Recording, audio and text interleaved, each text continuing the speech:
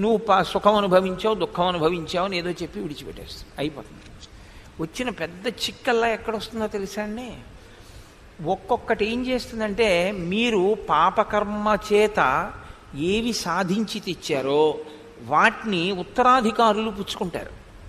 కానీ దేని వలన మీరు సంపాదించారో దానికి సంబంధించిన పాపము కానీ పుణ్యము కానీ మీ ఒక్క జీవుడి ఖాతాలోనే పడతాయి.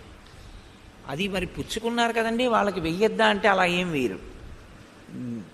నీ బిడ్డలు కాబట్టి వాళ్ళు పుచ్చుకుంటారు అంతే. కాదు, ఈ జీవుడికి పాపం ఒక్కొక్కసారి ఏమైపోతుందంటే, చాలా విశేషమైనటువంటి పాపకృత్యం వైపుకి వెళ్ళాడు అనుకోండి, తత్ఫలితం ఏ రూపంలో వస్తుందంటే, మహాపాతక స్వరూపానికి ఫలితం అనుభవించవలసి వస్తే తన కన్నుల ముందు తన వారన్న వారందరూ కూడా వెళ్ళిపోతారు. వెళ్ళిపోయి తానొక్కడే మిగిలి తాను చాలా దారుణమైనటువంటి స్థితిలో అతను కూడా వెళ్ళిపోవలసి ఉంటుంది. కామము వ్యగ్రతని పొందితే దాని వలన వచ్చే పరాకాష్ఠ స్వరూపం ఏమిటంటే క్రోధము.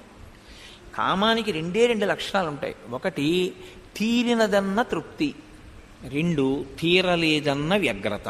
మీరు ఎప్పుడూ ఇది జ్ఞాపకం పెట్టుకోవాలి. కామమునకు ఇద్దరు అక్క చెల్లెళ్ళు. తీరితే తృప్తి, తీరకపోతే క్రోధం. నాకు లడ్డూ తినాలని ఉందనుకోండి, నేను తినేస్తే తృప్తి, నేను తినలేదనుకోండి క్రోధం. నేను లడ్డూ తినలేకపోయానని అది నేను పొందలేకపోవడానికి కారణం ఎవరో అన్వేషించి వాళ్ళ మీద నేను పగ పెంచుకుంటాను. ఇది ఎప్పుడూ రెండుగానే ఉంటుంది తప్ప మూడో మార్గం ఏమి ఉండదు దానికి. అందుకే కామమును నశింపచేసే ప్రయత్నం చేయడం కుదరదు. అసలు కామం లేకుండా ఉంటాను అని ఎవరైనా అన్నారనుకోండి, అసంభవమైనటువంటి విషయం. మీరు ఉండలేరు అలాగా.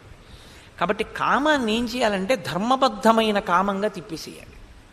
తిప్పేస్తే ఏమవుతుందో తెలుసా అంటే మోక్షానికి మార్గం అయిపోతుంది. మీరు శరీరాన్ని కూర్చోబెడతారేమో, మనసుని ఏం చేస్తారు? అది ఉండదుగా, ఖాళీగా. కాబట్టి ఇప్పుడు ఏం చేయాలంటే, ఏ మనస్సు శరీరాన్ని వాడుతోందో ఆ మనసుని ధర్మబద్ధమైనటువంటి కామానుభవము వైపుకి మీరు ప్రచోదనం చెయ్యాలి.